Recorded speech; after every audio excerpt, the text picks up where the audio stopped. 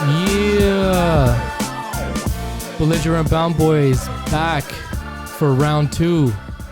Let's do this. We're back again. Let's get this started. First off, I just want to thank everybody for joining us for episode 1. We had a blast putting that one together. It was great. So thank you for everybody who listened in on that one. Everybody who follows us on socials, we really appreciate it. Please subscribe to the channel, hit that notification. Let's get that algorithm to get all belligerent too. That'd be amazing. So it's been a week. A lot's happened in the week. Yeah, a lot's been going down all over the sports world. Yeah, it's been chaos for the last week. But I need to get something off my chest. Jag, you have a Nintendo Switch, right? I do. What came out today? Zelda. The flippin' Legend of Zelda Tears of the Kingdom. All right. You guys already know my feelings on this. But I'm going to throw it out there to everybody who's listening right now. I think Zelda is the most overrated gaming franchise of all time. Ooh, that's going to get a lot of hate. Yeah. It's going to get a lot of hate. That, I mean, it's something that I don't think is because I don't understand it, or I think every game just is the same thing and people just go crazy for it every single time one comes out. Breath of the Wild was what, 5 years ago? You know what it is? I think it's look, I haven't played anything since Ocarina of Time. Yes, that was the last one I played. But I think they got a formula. They just got a formula that the world that they create with the puzzles, that type of style, you know, it's Nintendo. What can you say? They got their franchises, their IPs, and, you know, they sell. Yeah, like I have no problem with Nintendo themselves because Mario has been doing this thing for like 40 years. Yeah. Right? But every game feels fresh. Yeah. You know what I mean?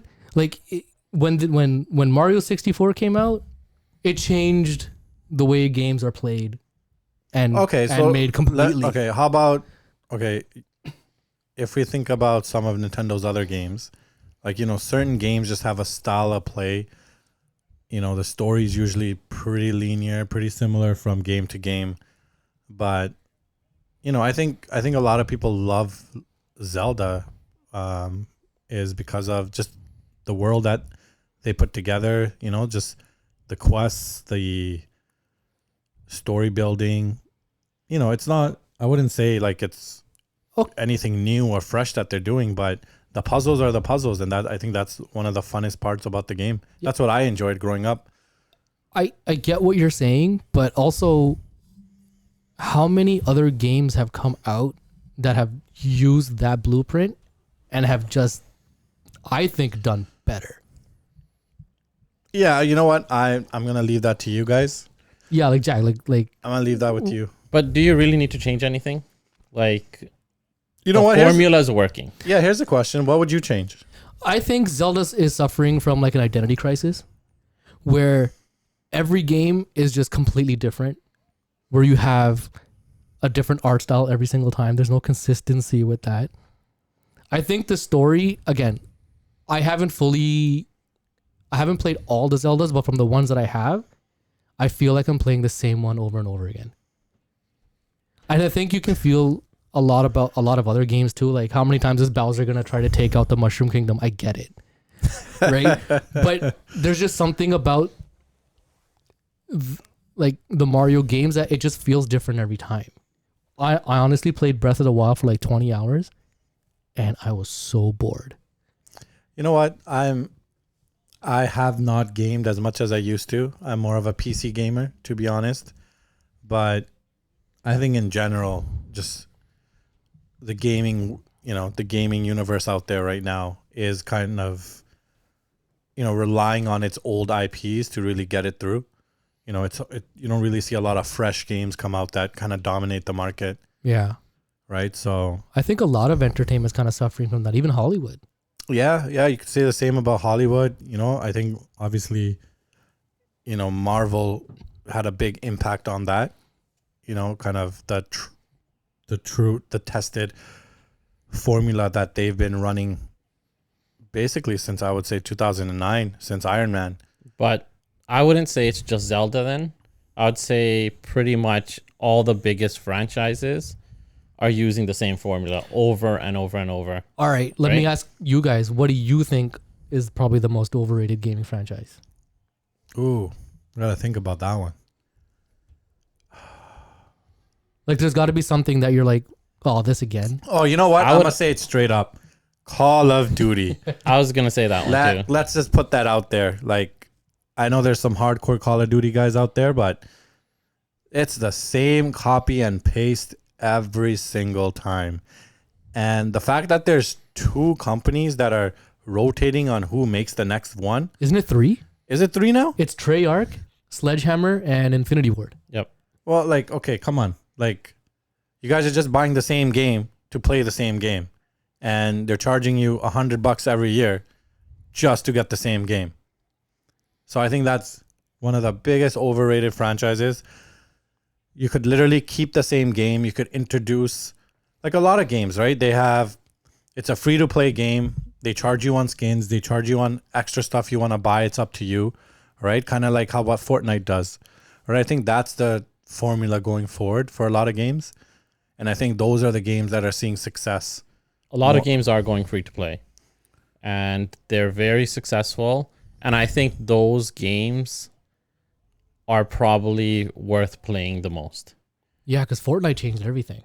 Yeah, I'd rather play a game for 5 years that's constantly innovating the same thing instead of a copy and paste with a couple of different, items, skins, weapons. And look, Warzone's a great example of really changing something that wasn't broken, right? We've seen the big fallout from Warzone 1 to Warzone 2, and there's been a big player drop off. And, there was nothing to fix. I think the end of COVID had something to do with that too. Yes. Fair point. Yeah, because Warzone came out at It came out at the everyone's perfect at time. home. Yeah, like everyone's Right? at home. They got nothing Everyone's to do. stuck at home. Yeah. But so I haven't played Warzone 2.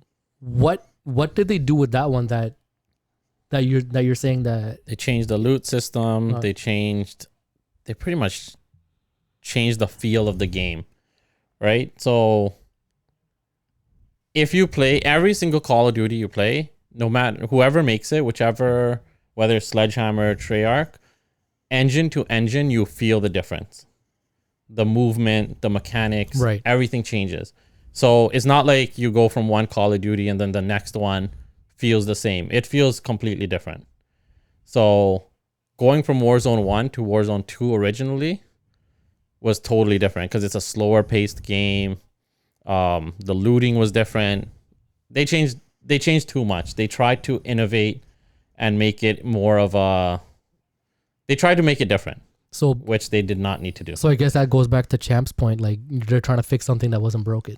Yeah, and I think that's where you have to find the balance, right? I think just entertainment in general, like, they're trying to find a balance between something that's fresh and new, versus something that is a pre-existing franchise or, a pre-existing game that they've created and, they want to re-release it, obviously, Yeah. but they want to also kind of make it feel fresh. So just building on what you just said, what do you guys feel about all these unnecessary live action remakes that Disney's doing? You know what? Like, Because look, Little Mermaid does not look good. look, honestly, I don't think a lot of the ones that Disney has done have looked good. I thought Aladdin was pretty disappointing. The Will Smith one. Yeah. Oh, I totally forgot about that one, man. Wow. Yeah. So, why I watched it, I don't know, but I gave it a shot. I felt it might be an obligation to watch Aladdin. Yeah, you know what? It did feel like that. Just kind of growing up with Disney. Yeah. But it's hard to say, right? Like how the younger generation or the young kids feel about it. For us, it's a lot of nostalgia, looking back at what we grew up with, and the live action kind of, just doesn't fit. Yeah. Like even the Lion King one it wasn't even live action. It was just like super great CG. Yeah, they just remade it with all these new movies. They're for the newer generation. right? They're not going to go back, watch the old ones. They're not going to run the old ones. They're going to revamp it, change it up, right, for the newer generation. I didn't watch The Lion King. I've watched The Lion King already. I don't need a, revamped version of it. But same thing with, Remember when we were in school? Like, we were watching Disney movies that were made in like the 60s.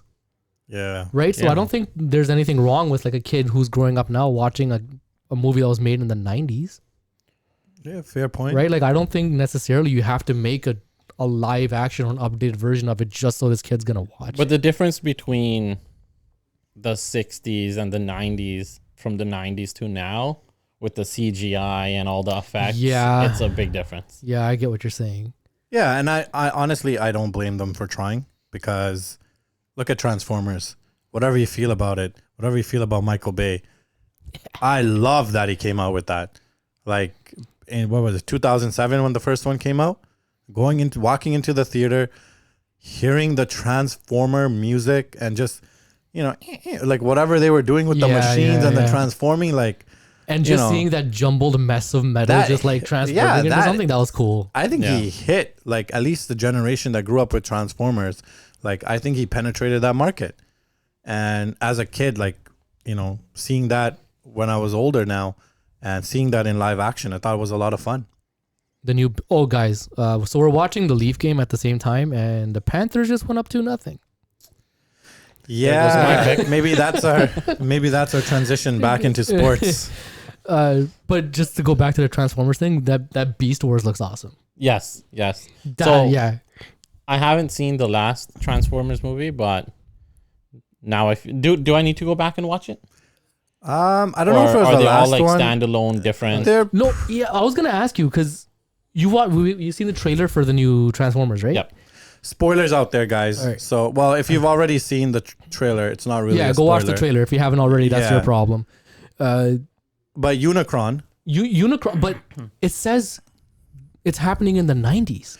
Yeah, so I think they retconned the previous film because Unicron was already mentioned and Unicron was supposed to be on Earth.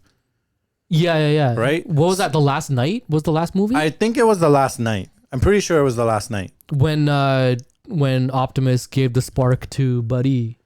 Oh my God, whatever that was. But so the thing that confused me was, like, if this new one's in the 90s and Unicron already showed up, wouldn't we have already known that in the other movie? Yeah, so I think I don't know how they're retconning it, but that's just pretty much, I don't know if this is kind of like its own universe now. So I don't know if you guys remember the Bumblebee movie. Yeah. You guys got a chance to see that. Yeah. So I think they've kind of transitioned it into like a new universe. So are we heading into like Fast and Furious territory with? I think we're already there. Okay. Yeah, I think we're in that territory now. Fast 10 deserves all the Oscars, by you. Even though they gave away the entire movie in that trailer, that movie's gonna be amazing. Don't tell me this is another brother of Dom that's the villain. I think Jason Momoa is the new villain. Can you imagine he's a third brother? Like, they just pull out family members out of nowhere. Okay, so at the end of the movie, do you think he's gonna become, whether he's a brother or not, do you think he's gonna be on their side? Of course, we know how these movies I feel like everyone joins their side. The Fast and the Furious are building the Avengers at this point. Yeah, pretty much. Because Cena's on their side now. Yeah. Right? And what was it? Charlize Theron was beaten up. Yeah, I think that was the last one, right? Yeah. Yeah, and I'm pretty, they're gonna probably recruit her. Look, it's pretty good popcorn entertainment. I won't lie. Of course. I think in 10 now they're in space, so I think they've conquered pretty much everything they can. Is this the one they're going into space? Is it? I thought it was. Technically, they've been into space. Was it the last one? Oh, yeah. Right? With Dar was it? Also, they've already done that. So I wonder what they're gonna try in this one. I really hope that rumor of the crossover with Jurassic Park is true. That'd be so fun. That'd be such a fun movie. Seeing Dom just driving his car up like the back of a T-Rex and taking out a pterodactyl, that would be amazing. Yeah, that'd be pretty fun. That'd be fun to check out. Jeez, man, these movies are getting out of hand. It's like we want originality, and when we get it, like, we're just like laughing at it. Hey, speaking of movies, a movie that's out right now. I don't know if you guys got a chance to check it out, but Guardians. Haven't seen it yet. Guardians. Look, all I'm gonna say, no spoilers, but they really took it back to the old formula of, up to Endgame, like the first original 10 years. you know, it was kind of a throwback and like a completion through the Guardians story. I thought it was well done. So, you know, definitely worth checking out. This was James Gunn's last movie with Marvel too, right? Yeah. Yep. Yeah. 'Cause He's he's going- officially done. Yeah, so he's taking over DCU now, Yeah. which needs an injection of something. 'cause It does, but if you've watched the Flash trailer, like, Yeah. I'm Flash. sorry, but a part of me just wishes, you know, Zack Snyder got to finish his universe. Like, part of me just feels like if the studio just stayed the, you know, pardon my language, but the out of his business and he just got to create that franchise the way he wanted to, like, I'm sorry, I would have loved to have seen how it would have finished. Yeah, the way they treated Snyder sucked, but I also think DC's problem was because they were late to the party. Yeah, They tried to do too much too quick It to was catch too up to rushed. Marvel. Yeah, too rushed. they sabotaged their own franchises. Because You know? Marvel, the great thing Marvel did was they gave everybody 10 plus years to invest into these characters. Yeah. And DC's like, oh, in 3 years we're gonna give you 7 movies, so give a damn. Mm-hmm. Yep. And it was Yeah. hard. Yeah. But Snyder's Justice League though. Look, he got yeah, but he got pushed out. Like at the end of the day, like I don't even know what was his true vision. How many script changes? How many people got interfered? Yeah. You know, I know he said this before as well. Like he just never got to put out the vision he wanted. You know. It's unfortunate, and we'll never know because Yeah, he's never we'll gonna never do know. it again. I'm a pretty harsh critic of Marvel, what they've been doing lately, but Guardians was a good movie. And it's been a long time since I've said I've been that I've hearing, enjoyed a Marvel movie. yeah, I've been like reading and hearing a lot of good things about it, so I definitely got to check it out. But Yeah. I mean, is this part of the new phase or is this ending of the last phase? No, this is more of just a conclusion to Guardians. Just the Guardians conclusion, Yeah, right? Okay. I think that's kind of what made it. I guess you can call it beginning of a new phase for them. All right, I'm gonna ask you. an end and a beginning at the same time. All right, I'm gonna ask you a question, but try to like not as giving me a spoiler, but how did they do Buddy, Who? Adam Warlock? Adam Warlock. Like, just give us a thumbs up or down, or a sideways. You know thumb. what? Sideways. I'm gonna Okay. give it a sideways No. thumbs. You know, I'm a little indifferent about it. I have my own critiques. I don't think he's not the standout of the film. Let's just put it that way. But Which he shouldn't be. yeah, he shouldn't be. But Yeah. again, the Adam Warlock I know from the comics to what James Gunn portrayed in his version, like, is interesting. It's just it's not my style or what I would have gone with, but the movie works nonetheless. Fair enough. Before we head over to something else, did you guys hear about Beetlejuice 2? No, I haven't. No. Jenna Ortega is gonna be Lydia's daughter in No Beetlejuice 2. way. Yeah. No way. Is the you- trailer out okay. for that? No, they like announced it as a press release. It's coming Oh. out next September. Same What? day as Blade. Oh, no way. Blade's coming out too? Blade's coming out. Marshall Ali. Oh, Nice. yeah. I forgot about 'Cause that. remember at the end of Eternals? Yeah. Oh, okay. And at the end of it, Eternals, not the post credit, but the post credit scene. Yeah. Hey, if this is a spoiler, we're telling you right now, that's your fault. Yeah. All these movies have come out for years. But so if you guys gotta haven't- check it out. But if you also haven't seen Eternals yet, you've done yourself a favor. Don't watch that movie. That was hot garbage. But anyway, the post credit when Buddy's grabbing the sword, and Yeah. you hear the voice in the Yeah, corner saying, "Oh, yeah. what is it? You want to learn how to use that?" That's Yeah. that's Blade talking. Yeah. So Yeah. I'm like, okay, cool. But Jenna Ortega, Beetlejuice okay. 2, I'm up for that. Yeah, I'm hyped for that. Did you watch Wednesday? No, I haven't. I've heard I've no? heard good things I'm about not it, into but the I haven't, Oh, Netflix man. series. haven't watched it yet. Wednesday was great. You guys got to watch Wednesday. Yeah, are they coming out with season 2? They renewed for season Right? 2. Yeah, I Yeah. heard really good things about it. Definitely on my to-do list. It's a really fun watch. Yeah. It's got like this corny teen movie vibe to it. Yeah. But it's like but that doesn't bother you when you're watching it though. It's because it was just fun to watch. Yeah, I've really heard good things. This definitely I'll check it out. Yeah. But Beetlejuice 2. Did you guys watch the original Beetlejuice? Yeah, that's why I can't believe they're making a second one. Yeah, it's been, what was it, 89? Yeah, I think so.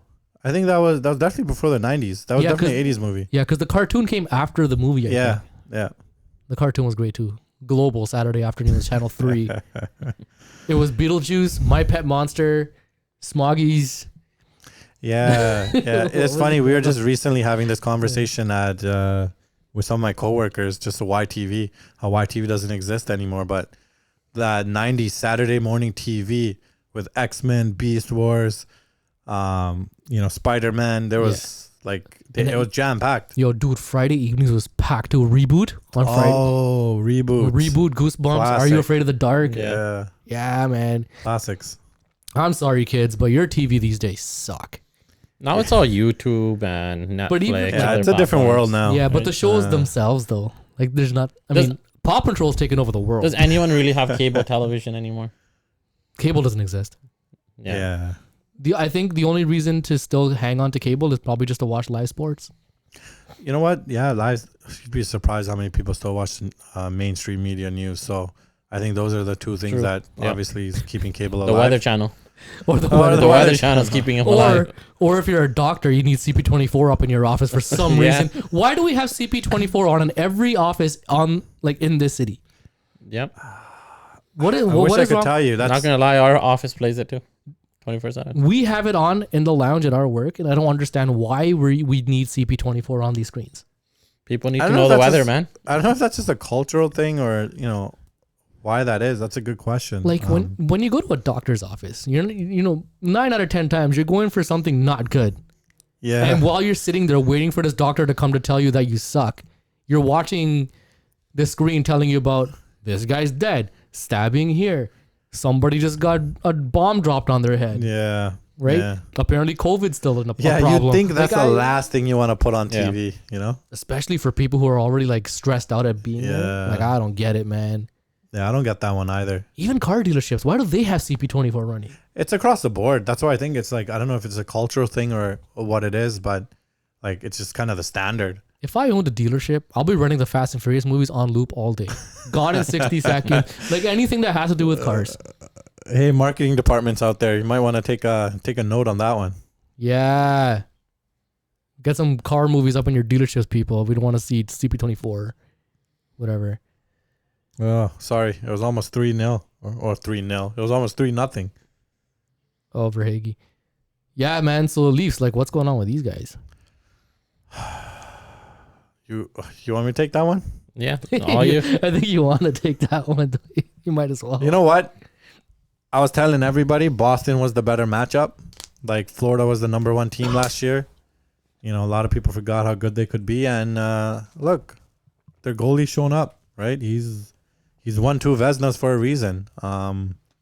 He's shown up. The Leafs big boys have, I don't think they haven't played up to the level that they're capable of. They had a great first series against Tampa. And I think, honestly, the way the city reacted, the way the team reacted, it almost felt like that was their cup. Like they literally won the Stanley Cup winning that first round. And like, I get it. Part of me gets it. Just the pain and suffering it felt like since 2004 with all the disappointments, with all the first round exits.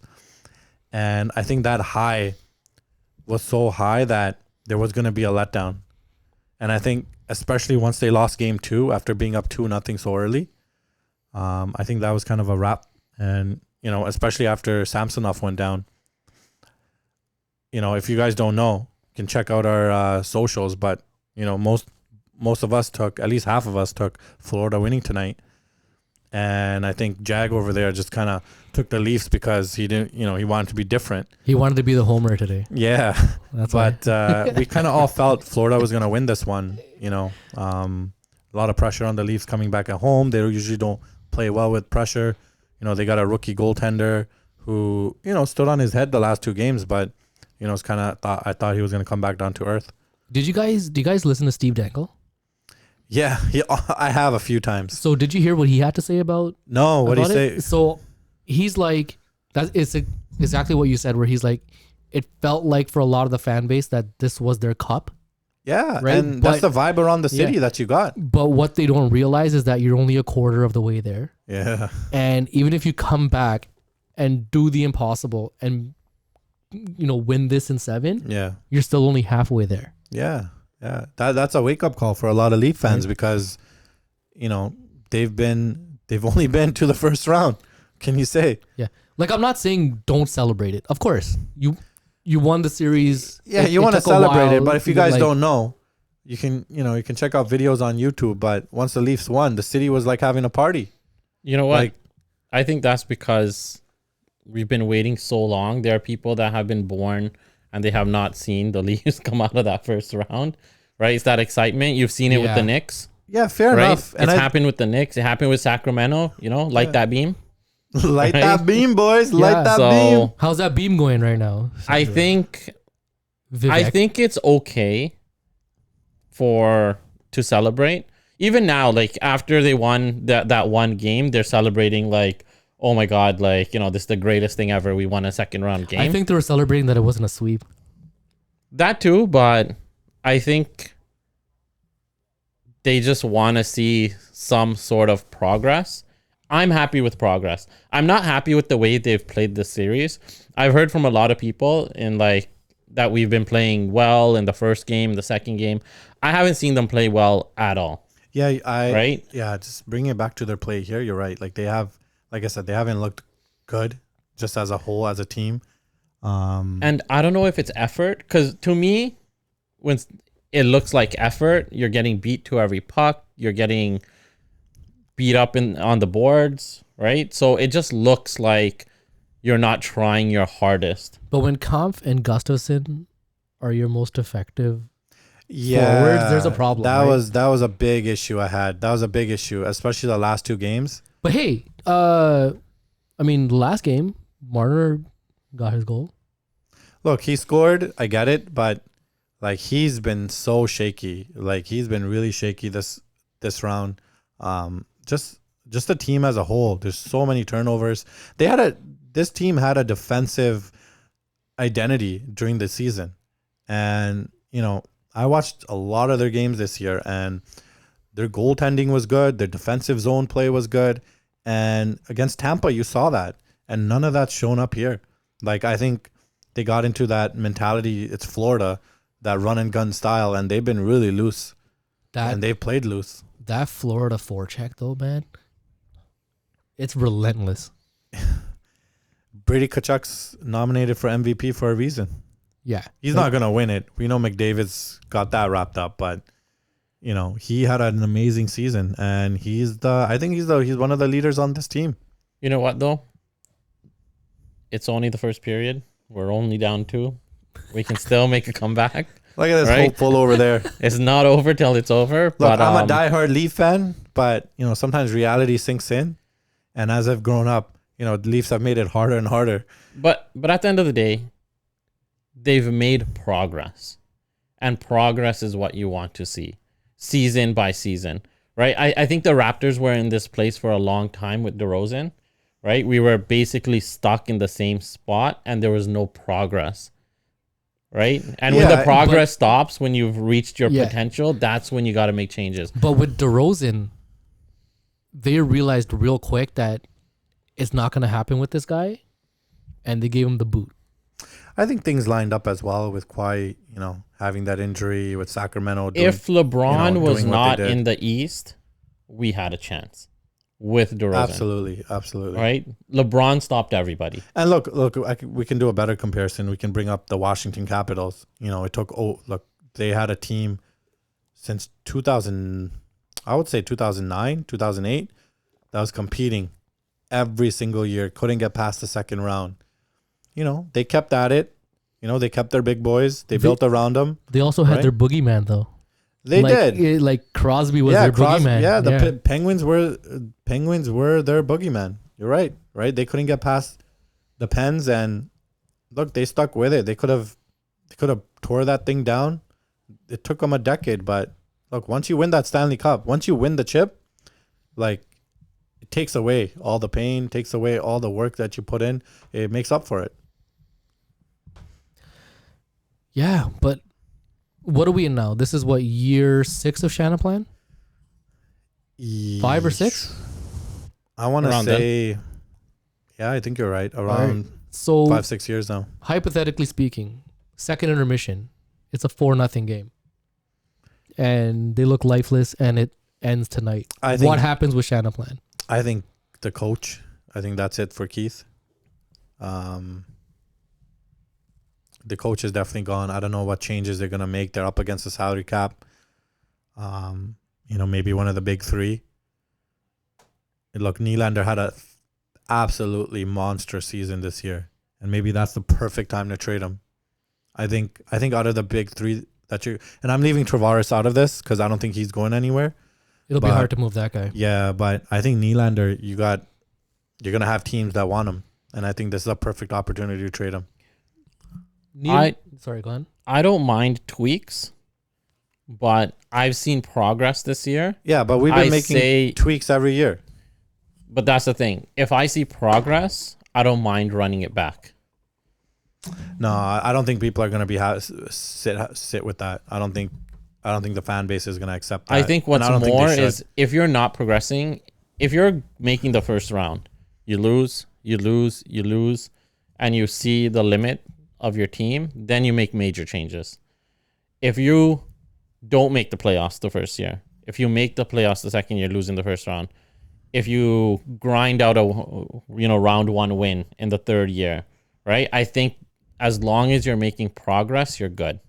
But once the progress stops for a couple of years, then I say, stop with the tweaks and then do a major overhaul. I think this team needs a big move. But do you think in a market like this and a fan base like this, like they have the patience for that though? They better have the patience for that. Like, what have we done in the last 20 years? But seeing everything that they've seen now, like they're like, oh, we're almost there. We can't go through a rebuild again. Look, I don't think we're talking about a rebuild here. I think like at the end of the day, look, Jag wants tweaks. Okay, I think they've been tweaking for the last 4 years. But I think it's time you make one big move. I think trading Nylander doesn't, like, they'll probably still be a top 2 seed in their conference. You're still going to make the playoffs. And in the NHL with all the parity, you're in, you got a shot. And I think at least, you can get a good package for Nylander. We got a good team, but, I think that's one big move you can make and come back with, most of your team intact next year. Going back to Jag's point from the last episode where in hockey, everybody has a chance to win. That's why I don't think you make too many steps backwards, all things considered. Exactly. That's why I'm... You guys think trading Nylander is a big step backwards? No, I don't think it is. I think it's... It depends what you are getting back. Yeah. Yeah, but you also need cap space. Like, this team hasn't had cap space for, 4 years, 5 years? I am not happy with trading a Nylander for draft picks. That is going backwards. Yeah, I'm not saying trade him for draft picks. I'm definitely saying trade him for pieces that you use now that are going to help you now. I am fine with that. But that's just tweaks, right? I'm not saying trade the whole core. Yeah, if you need to trade one guy bring in assets. But trading one guy from your core, aren't you breaking up your core? No, I'm okay with that. So who's their core? Matthews, Marner, Nylander, Riley? Yeah, I would say those three are the core. Yeah. I like Riley. I think Riley's part of the core for sure. Yeah, Riley's part of it. I think he's had a fantastic playoffs. Look, if you're getting rid of Austin Matthews, just Austin Matthews, I'm okay with it. Get rid of Marner, I'm okay with it. Okay, come on, guys. Nylander, I'm okay with it. We're not... Matthews isn't going anywhere. I'm not saying he should, I'm saying... 1 year left, actually. I'm saying if that's what you have to trade to get 1 or 2 pieces to make it to the second round or the third round or have a chance at competing for the Stanley Cup, then you do it. All right. You got to go all in?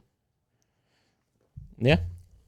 I'm okay with going all in. So what's a good return for Nylander in your opinion?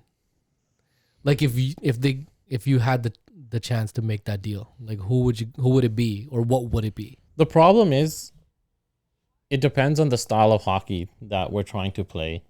And the style of hockey we play is clearly not working. I think the first thing that needs to be done is a coaching change.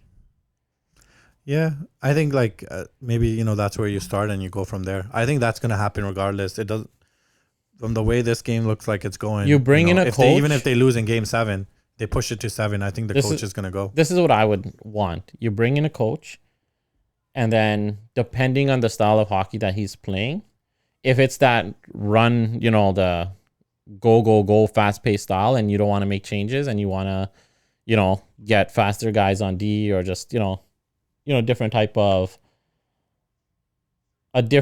play style that we're doing now, just like a fast play style, then you keep the pieces. If you want to go slower pace, go more defensive, then maybe you trade some of our offensive pieces for more defensive players, right? To slow the game down, block shots, right? So I think it starts with the head coach, and I definitely do not like the style of hockey we play. For hockey is the only sport I like that rough style, block shots, get those hits, get into the corner, right? Like those gritty guys. You're looking at guys like Brady Tkachuk. You're looking at guys like Marchand. Like, if those guys are dime a dozen. So if we can find a guy like that, for sure, that's what we want to target. You mean a guy like Nazem Kadri? Yeah, just like a guy like Nazem Kadri. You know what? At the time we had him, it wasn't gonna work. Guys, it was always gonna work. It was not gonna work. Number one Kadri fan here, so I'm just gonna put that out there. There was a lot of haters in this city, and he was the one guy. Yeah, he got suspended, but you could see he put everything out there. We didn't have guys like that. Now look, we're in that position. Didn't he want to get paid like a lot? No, I think he has a reasonable. He won the cup. That's different. He got a contract after Colorado. Before, when he was with us. He said he would have taken a discount. I'm pretty sure he said that. I think, what was it? Because they thought he was a liability. That's why they let him go. Yeah, I get it. He got suspended twice, but that's the thing. We're in the same spot. We're still looking for guys like that, right? But those guys are rare. That's where style of play comes in, and I'm just like, the Leafs wanted to play a certain way, and he didn't fit. I think you throw him in on this team, and he fits perfectly. Yeah, they've definitely kind of changed their play style in the last 2 years. You need those guys that just want it.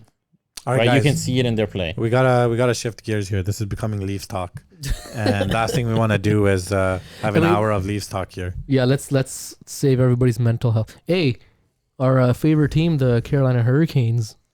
Yeah. Guess yesterday. What? They're back in the Eastern Conference semifinals. Like the fury that was going through my veins yesterday when that puck went in overtime. Man. This is the parody that Jag was talking about on our last episode, right? Like, yeah, Carolina's a good team, but all these teams, but not small market teams. Let's put it that way. Let's say what they are. Small market teams got a shot, and in the NHL, they often make it to the Final Four, and Carolina's done it again. The way Carolina's playing too, I've been watching them. They look unbeatable right now. Yeah, Rob Brindamore's got them playing at another level, right? And they got a lot. They still got some of their big boys injured, so they're still doing this without them. Yeah, because we're watching Florida and Toronto right now. Who, no matter who gets out of this one to face Carolina's probably gonna steamroll them. That's interesting. I think Bobrovsky's playing so well right now.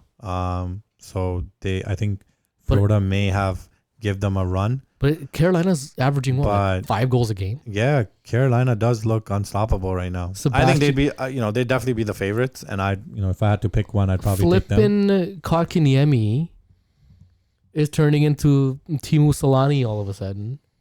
Yeah, second coming of Timo. Yeah, the second coming of Timo. Sebastian Aho is playing out of his skin. Yeah, look, they got a great team. They got a good team. Guys are playing at or above. That's what you need in the playoffs. You just need everything clicking. Yeah, you got to get hot. That's lightning in the bottle. That's how you make the finals, right?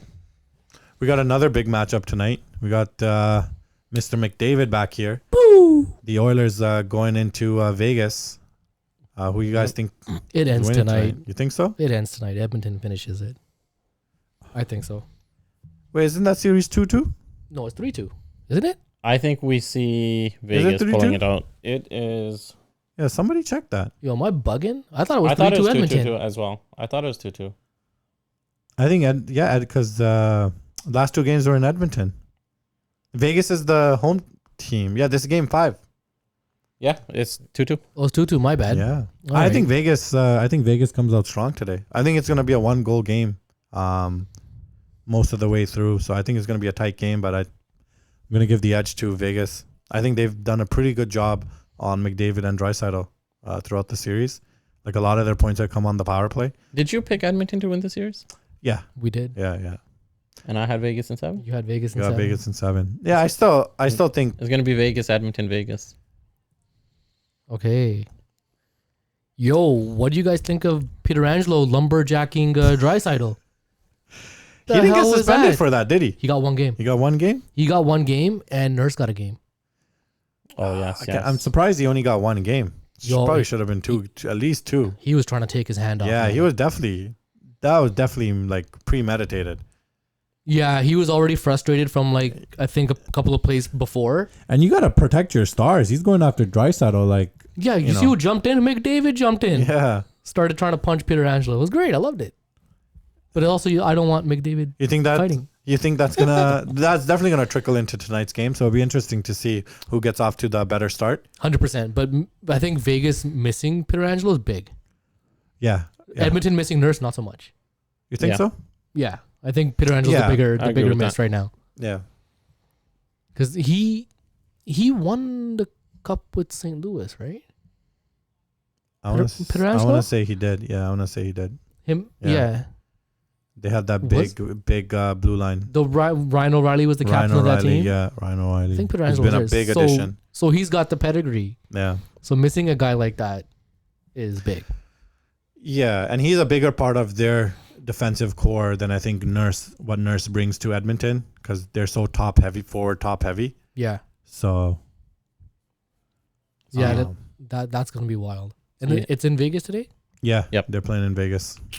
Yeah. Okay. Whatever. I'm still going Edmonton. I think if Edmonton plays at the level they're capable of, they should win the series. But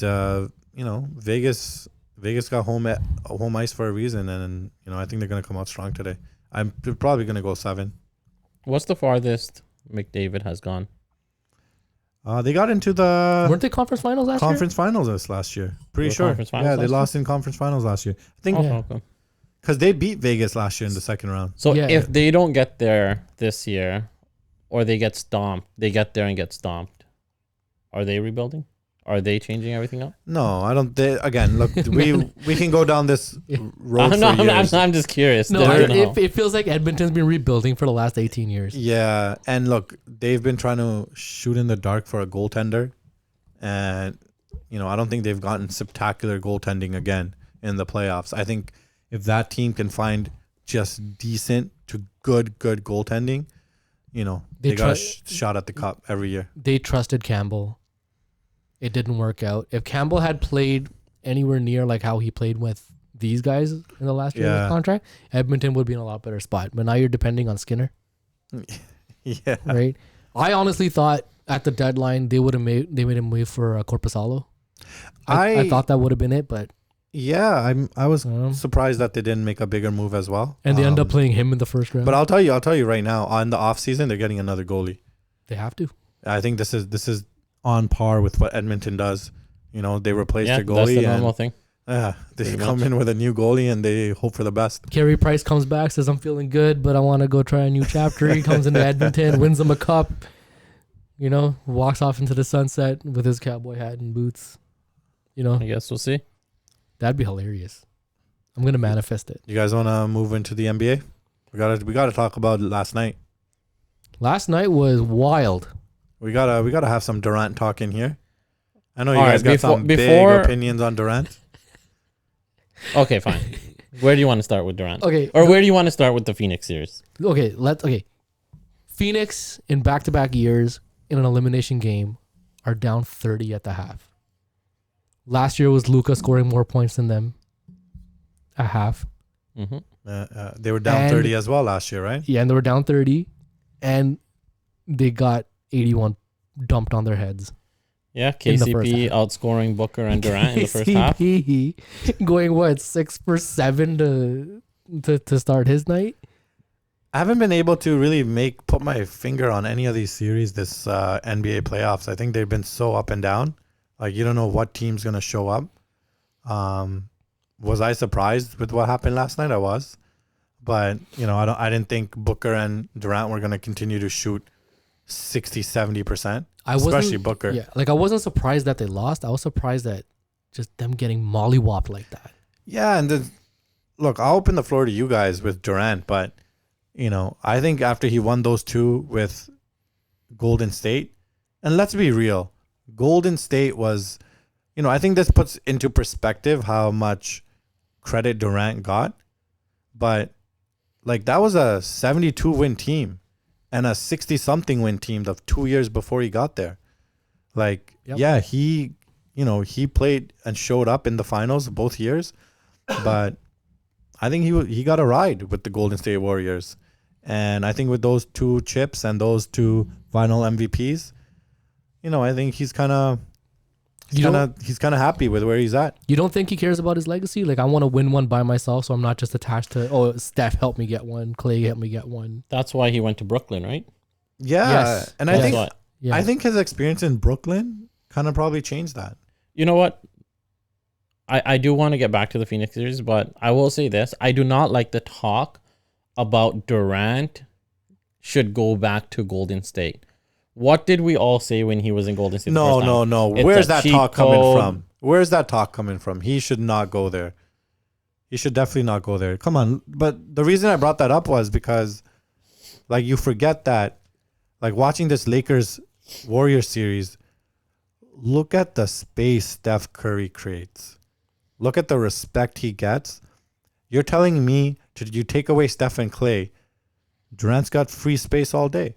He's got one-on-one matchups all day, right? So I think that was a win-win situation for everybody. Yeah, and that injury obviously was devastating against the Raptors in the finals, but that took 2 years kind of, I feel like, off his career. Okay, I'll say this about the Phoenix series. Going into it, we knew from the first series that Durant's playing 40 plus a night. Booker's playing 40 plus minutes a night. Even CP3 was in the 38 to 40 range every night. And we know his injury history and, what happened in the second round, injury. And then Ayton, he has not been reliable. Has there ever been a matchup Ayton has dominated? Okay, I gotta say this, Ayton, you gotta check out the tape because, like, we're watching you out there, and I'm watching some of these games, and he's under the basket, off the court. He's not even in bounds, standing and watching rebounds being taken. Like, I don't know what this guy was on, but he did not show up, and I think he's gone. I know he had that feud with Monty Williams last year. He's gone. I think he's gone for sure. I'm surprised they gave him that contract. CP3 is gone.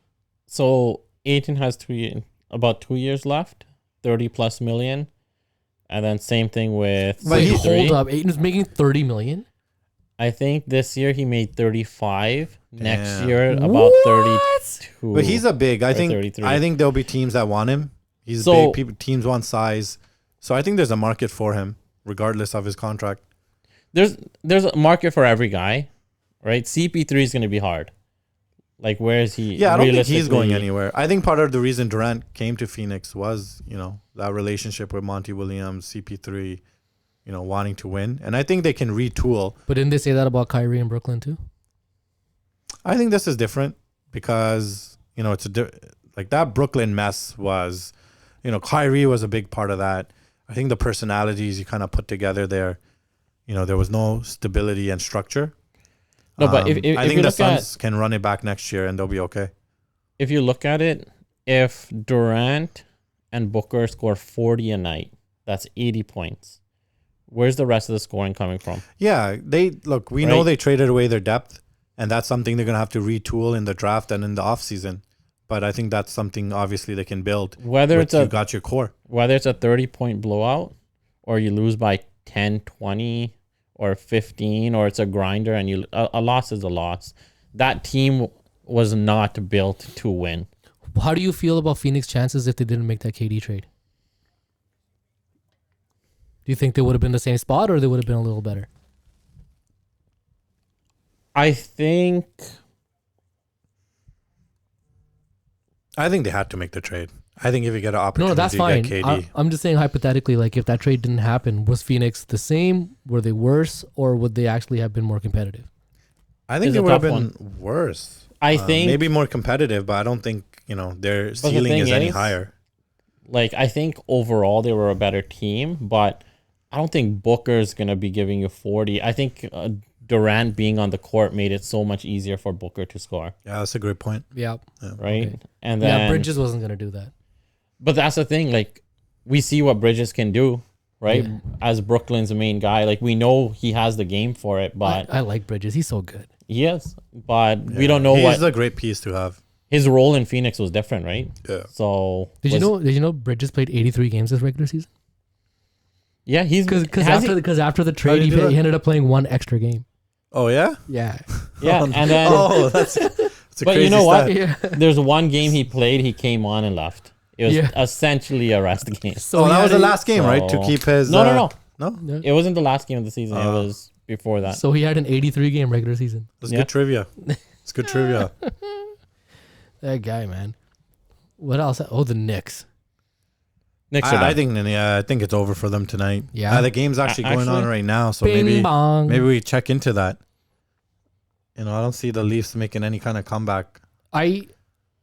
There's a lot of Schadenfreude when it comes to me and like fans of teams I hate. Right? Nick's right up there. Because I love seeing Knicks fans devastated. I love seeing Leaf fans devastated. I love seeing Tottenham fans devastated. Tottenham sucks. You know, I felt But I kind of feel that way with Laker fans and Boston Celtic fans. oh, Celtic fans too. You know Yeah, what? I Boston remember that. fans in general, just all your teams win way too much. So when they don't even make the playoffs, it's music to my ears. If the Celtics lose this series, that city's gonna be in shambles. Okay. I think, yeah. Let's get into that series. I think Philly is now going to lose game 7. They had yesterday's game. They made a run, came back, and then it's on Joel Embiid. It's on Harden, and it is definitely on Doc. In the last 5 Hondo Doc. minutes, Yeah, so I saw the stat today. It was actually in the last 3 minutes and 34 seconds, I believe. It was 3:30, give or take. Embiid didn't touch the ball once. Really? Yeah. so when I was watching the game yesterday, I honestly, I think it was longer than that he didn't take a shot. It looked like in the last 5 minutes, they had no direction on offense. It was one pass and hesitate and then, drive it, or Harden had a horrible game. Leafs on the board, boys. 2-1. All right, let's Morgan go. Riley looks like. Told you it's not over till it's over. Got one back. Still in it. But yeah, so just going back to that Philly game yesterday, Philly made that run, got back in, it took the lead at one point. Okay, so Tatum had the worst game of his career going into that fourth quarter. You make a run in the third, you come back. It looks like I was about to message you guys and talk shit about Tatum before he hit that 3. I'm like, you know what? Let me just see what happens. Then he hit another one. Then he hits another one. He definitely shut me up Oh because my gosh. I've been, I've always felt like he was You know a what? little bit overrated. no, but the thing is, he's gonna launch those. He's gonna launch 10, 12 threes a night, and eventually he's gonna start hitting them. This happens every game. He starts off really cold and then he starts heating up, in the later second half. But that should not have allowed to been like Doc should not have allowed that. You call a timeout, you draw up a play. Like there's so much you can do. Yeah, and not going to the MVP at the most critical time in the game. Like you could see Joel Embiid was pissed off. Yeah, he was demanding the ball. He was done. Yeah. Like with over a minute left in the game, when Harden missed, I think Harden missed his layup or somebody missed and he did not even come back on D. He's just walking back with his head down. Yeah, it was over by then. I think they had stretched it. And when I saw that, I'm like, this game now it's Boston series to lose. It's back to they're gonna win this series. Yeah, now. I think I saw the early lines for you betting folks out there. I think they were a 7.5 point favorite, and I wouldn't be surprised if that line goes even higher because I think Boston's going to be a big, heavy favorite going home. And unfortunately, because I'm a Harden fan. He had one of his worst games. Field goal percentage, decision making at the worst time. Like it's always game 6, game 7, and now like he had a great game 1. He stole game 4. Yeah. And now what is everyone going to talk about if they lose this series? It's going to be that game 6 and that game 7. Yeah, he doesn't have the consistent playoff performances. Now, if he gets game 7, if he shows up game 7 and they win, that narrative's gone. Oh, that narrative, you think that narrative's over if they No. It's not completely over. But what I mean is he's forgiven this series. All you're going to remember is game 1, game 3, and that game 7. Yeah. Right? And now next series, you just got to build upon that. He's going to build his rep back up if they get that game 7. But with the way that the game went yesterday, I feel like the momentum just shifted completely, on its head completely to Boston. That's all on Doc, because like the last 3 minutes of that game, when you were watching Philly's possessions, they just looked like they were all over the place. They were just flailing about. They had no idea what they were going to do. Yeah, nothing was clean. A lot of mistakes. A lot of low shot clock. Shots. And I'll say this right now: if they lose that series, Doc has to go. I think you're right. I think he's gone. The greatest, worst coach of all time. Yeah, guys, I don't get that at all. He is not a top 5 coach, not a top 10 coach. You cannot have that record in the playoffs. Like, you cannot be living off one chip. Then that with a super team. Like, let's call it what it was. It was kind of the first kind of foundation of a super team. And you can't be living off that one chip your entire career. He gets fired. He'll have a job 3 weeks later. Yeah, no. There's always going to be somebody to scoop this guy. Yeah. I believe he deserves a job. Right? I just don't want him maybe to have the job of a contender. Yeah, put him out there in Charlotte. That's my feeling. Go work with Charlotte. If I'm rooting for a team, I'm not comfortable with him being the coach of a team I'm cheering for. Yes. Right? So go coach my rivals. That's exactly how I feel. Right. Speaking of coaches, how about JJ Redick as a Raptors coach? I'm okay with that. Yeah, I saw that. What do you guys think that? I know JJ brought that up on what was it, First Take, or he mentioned that, or was it on his own pod? Probably on his own. Yeah, but I did see that, and obviously it's coming from the source, so that's interesting. It was a name I wasn't thinking about.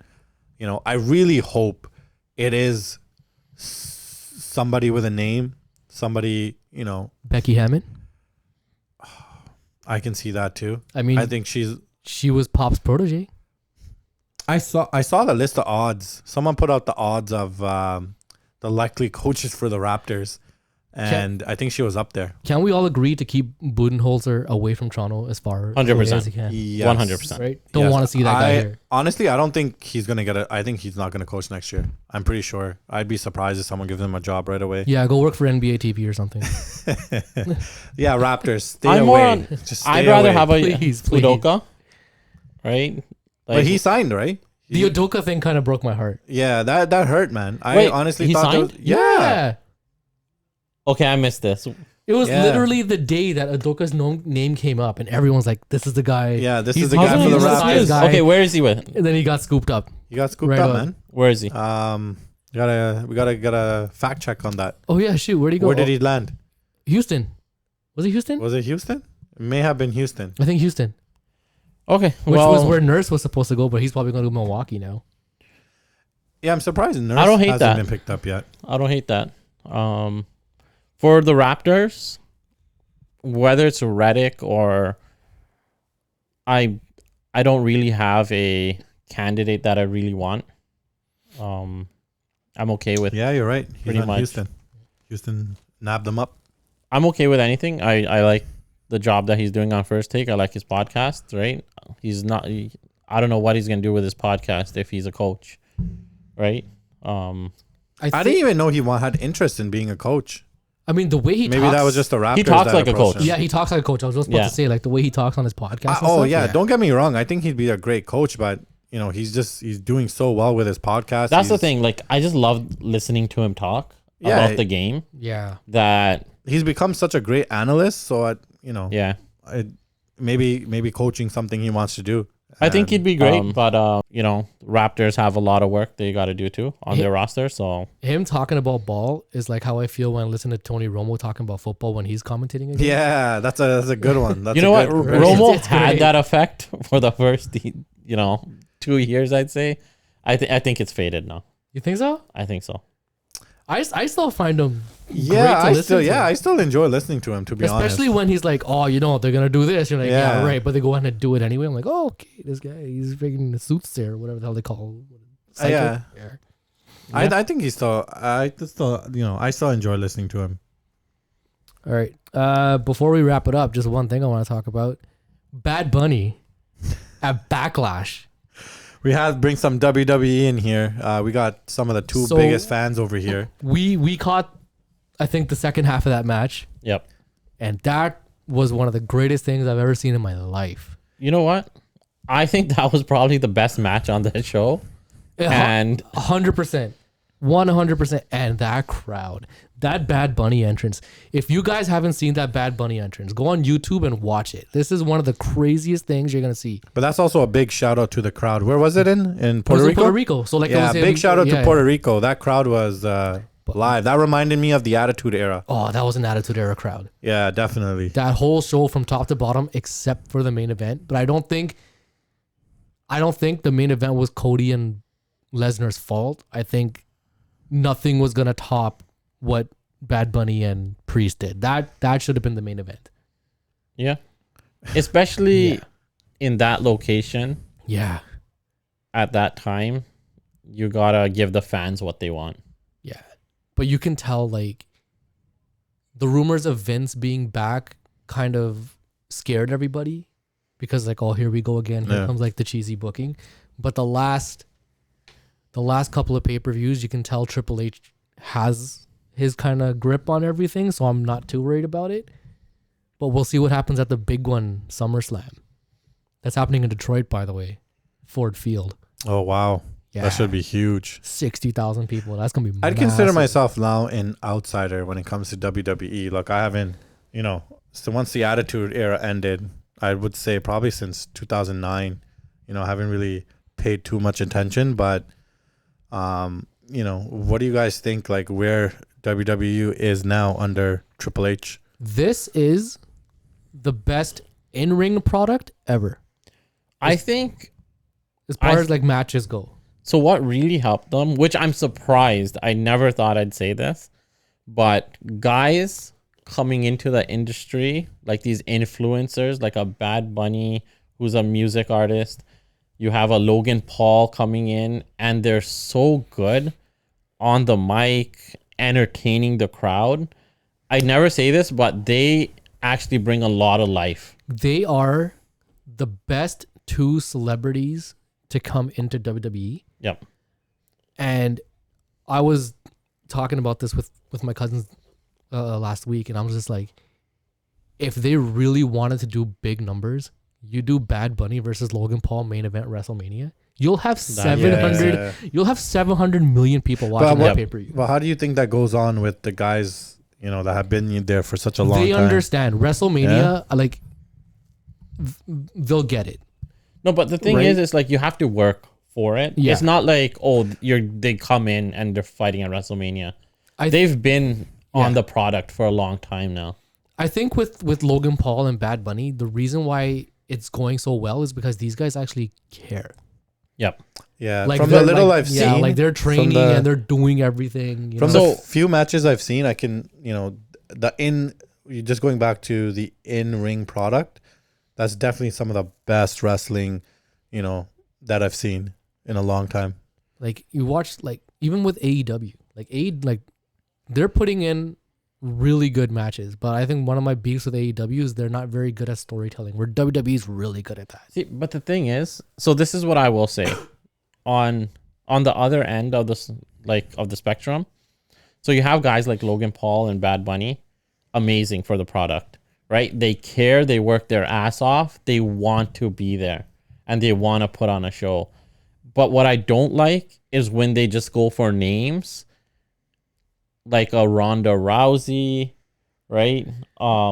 See, I had high hopes for Rousey because she wasn't actually a fan.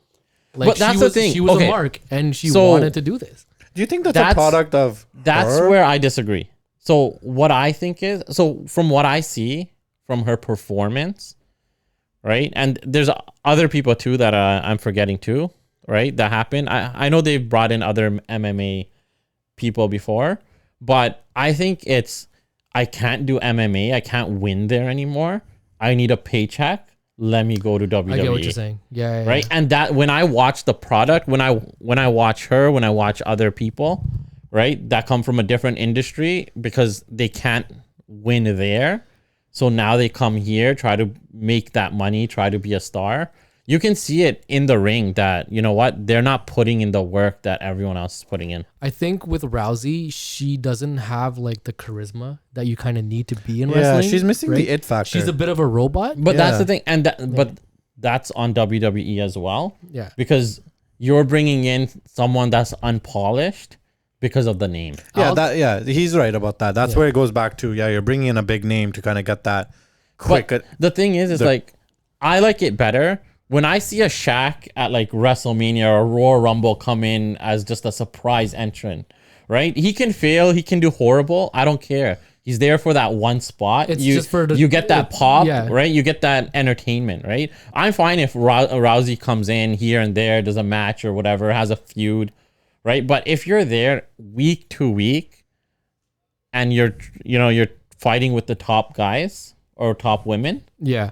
right? You have to care and you have to work your ass off. You like some people like that need to be special attractions. Yeah. Like if I'm going to pick 3 guys from MMA to come over right now and they'll take over in WWE is Connor, Masvidal, and Colby Covington. Yeah, Okay, and you those- need Those you know 3 what? guys are made for this. yeah, No, you're no, also you're naming missing. guys You're who have missing the it best factor. guy. I don't know if he Chael Sonnen. he can still Chael Sonnen, Chael Sonnen. right? I was gonna say- He is the man. There Yeah. is no one that could handle him on the mic. Dude, Chael Sonnen's story about, what was it?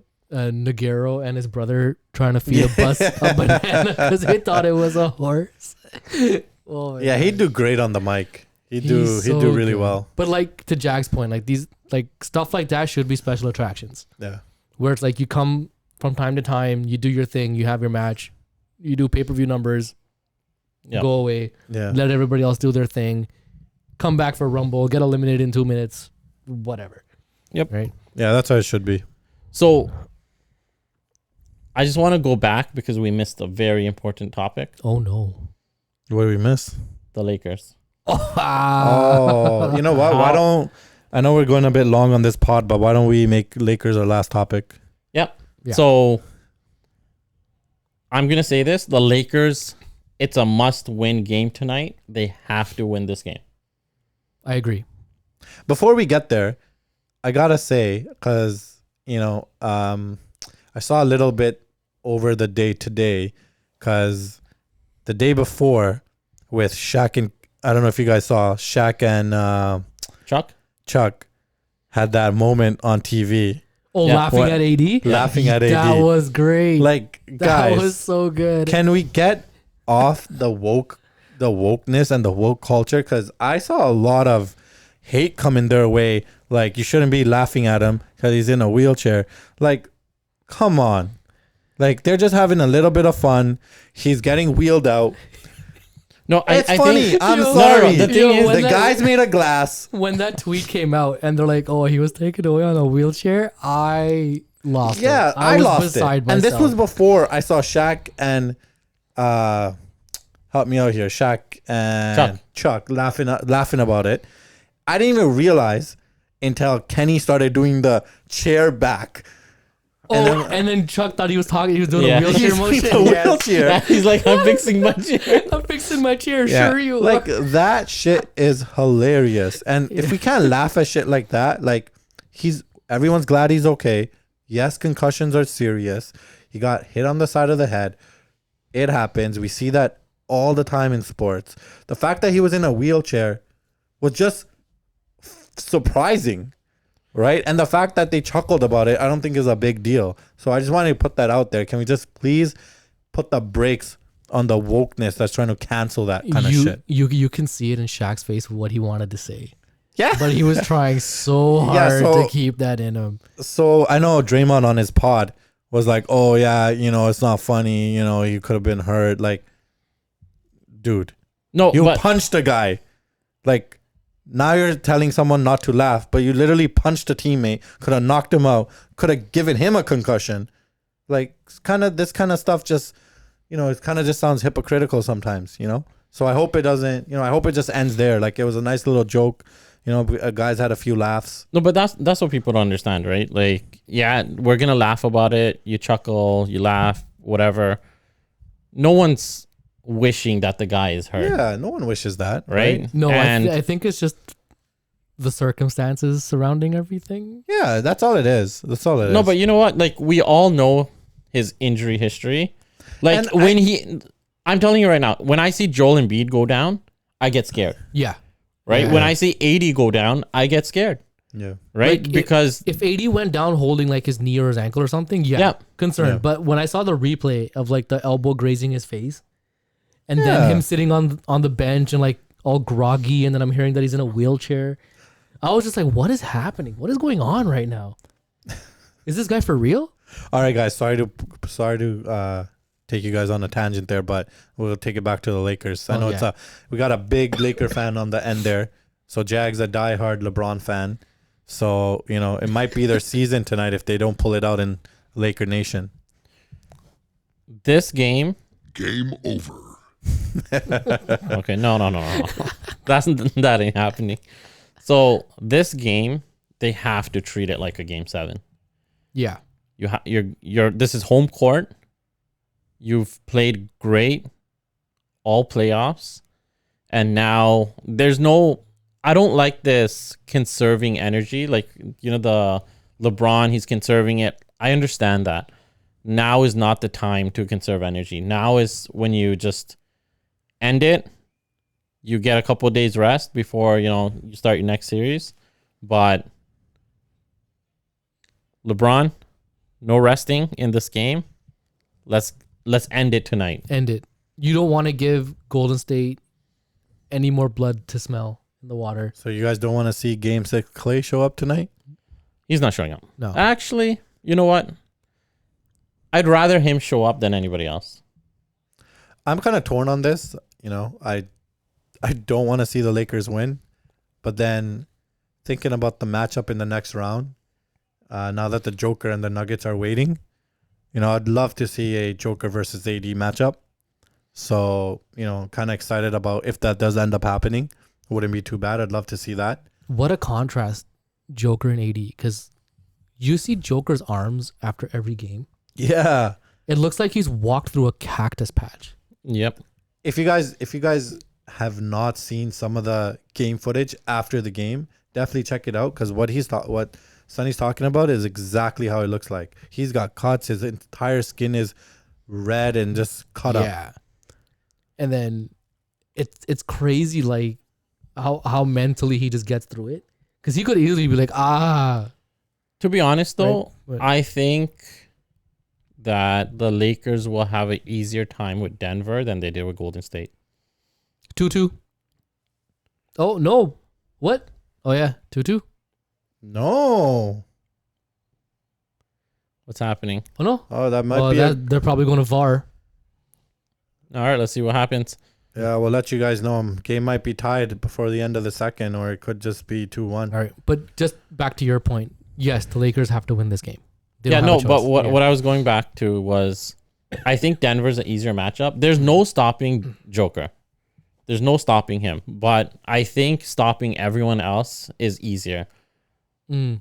Stopping a Jamal Murray, stopping a Porter, right? Yeah. The Lakers have length. They have the defense. I think the Denver series, that's who we want. but we got to end it tonight. Well, you got to end it tonight. Yeah, we gotta end it That's the tonight. thing. I agree. Don't with look you guys. ahead. I think the Lakers do have to end it at home. I think it'll be tough winning in Golden State, and we all know Golden State's record this year on the road.